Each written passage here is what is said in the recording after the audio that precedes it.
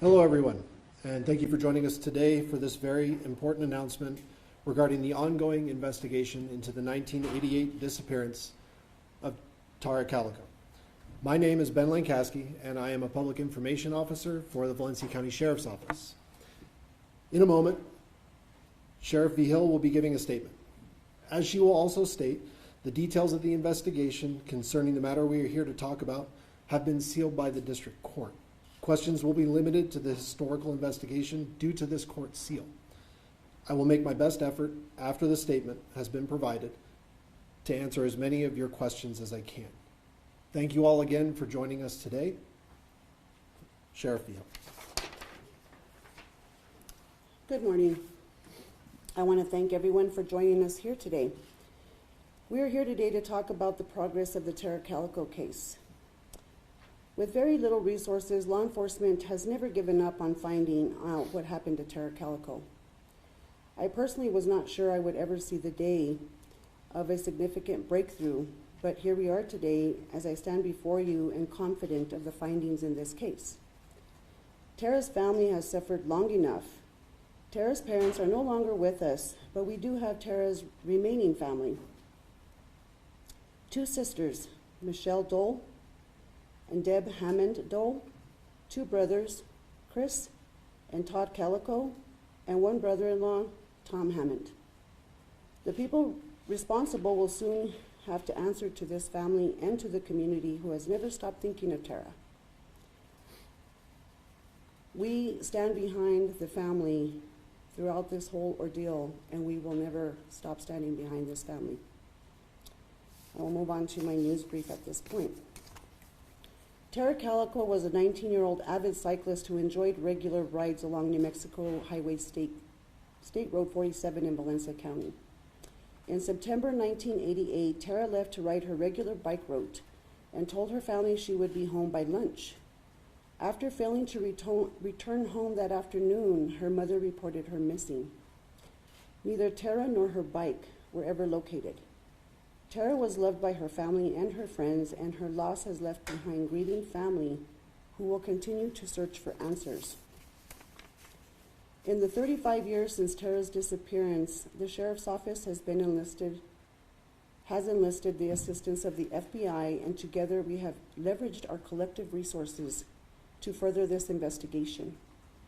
We know there have been numerous theories about what happened to Tara. To preserve the integrity of the investigation, we cannot reveal all that has been learned. But rest assured, investigators have followed up on all theories, leads, and tips. When we can share case updates or information, we will do so directly to the community through the official channels. At this time, law enforcement believes there is sufficient evidence to submit this investigation to the District Attorney's Office for review of potential charges. Currently, the identities and specifics of the persons of interest are sealed by the court and will remain so until a court orders otherwise. Regardless, community members remain a vital resource, and we always will welcome additional information. I would like to take this opportunity to thank the ongoing efforts of the FBI, the Rocky Mountain Information Network, and the 13th Judicial District Attorney's Office, who has assigned their very best in this case in pursuit of justice.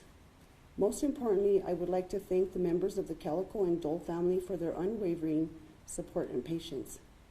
In the coming months, the Valencia County Sheriff's Office looks forward to working with prosecutors to obtain justice for Tara and her family. Again, I thank you for being here, and I will now turn it back over to Detective Sergeant Ben Lancaski. Thank you. All right, folks, so next we're going to hear briefly from Scott Weaver with the Rocky Mountain Information. Good morning. My name is Scott Weaver. I am with the Rocky Mountain Information Network. Prior to coming on with the Rocky Mountain Information Network, I'm a retired New Mexico State police officer, and I've known about the Tara Calico case for my entire adult life. Fortunately, the Rocky Mountain Information Network, we're a conglomerate with the RIS Network, which is the Regional Information Sharing Systems. We're a small grant. We're federally funded to the Bureau of Justice. And what our role is, specifically in the Rocky Mountain Information Network, is that we bring resources to the table to just about every law enforcement agency in the country. We do focus our primary efforts to the smaller agencies with less resources. In this particular instance, we did bring to the table some investigative funds and a lot of criminal analytical assistance. And that's what we do for just about every law enforcement agency in the country. So we're very fortunate to be able to provide these services to the agencies. And we got involved with the Tara Calico case probably about 7 years ago. And with that being the case, it's a pleasure to work with the organizations, many of the men and women that are involved with this case, and we're certainly happy to see things progress in the manner in which they are. Thank you. Thank you, sir. With that statement, that concludes our announcement for today. In regards to questions, given the length and breadth of an almost 35-year investigation, I'm sure some of the questions that you have may require a little bit of research on my part.